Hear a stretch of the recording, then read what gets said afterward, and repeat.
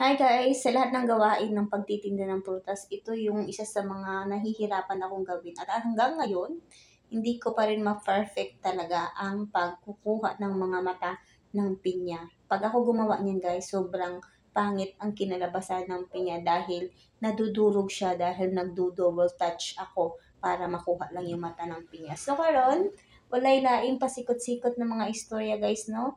Bravo talaga, napakagaling ng mga taga-balat namin ng mga pinya.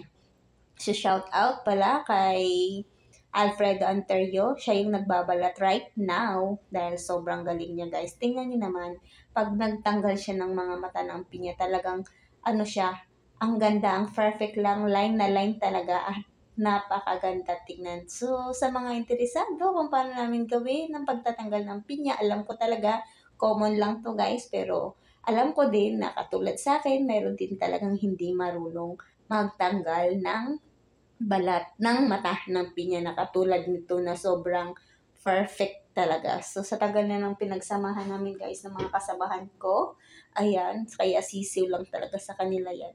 Dahil nung araw, sa kasagsagan ng maraming paninda, maraming pinya, pag sobrang dami, isang truck yung pinya namin, halos kalahati nung nabibenta sa kakabalat ng mga pinya. Kaya super duper sisiw na sa kanila ang ganitong gawain. Tingnan naman guys, oh. Opa, so marunong ba kayo niyan? Baka katulad kayo sa akin na hindi marunong. So walang kukurap, tingnan nyo guys yung finish touch natin maya-maya ng konti, makikita ninyo at mapapawaw na talaga kayo. Sobrang ganda ng pagkabalat at pagkatanggal ng mga mata ng pinya. Lots of vitamins yung pinya at ang tawag sa pinya, Tagalog.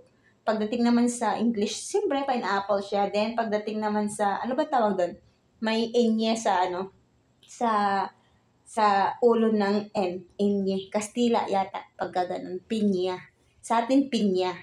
Pag sa Kastila is pinya, may inye sa ulo na ng N, then pineapple for the go, ganun. So, tingnan nyo guys, saglit lang talaga magtanggal ng mga mata ng pinya. O, di ba? Hindi ko kayo binigo. Super talaga. So, sa mga nagustuhan nito guys at napapabilib sa pagtanggal ng pinya na super perfect naman talaga, tingnan nyo.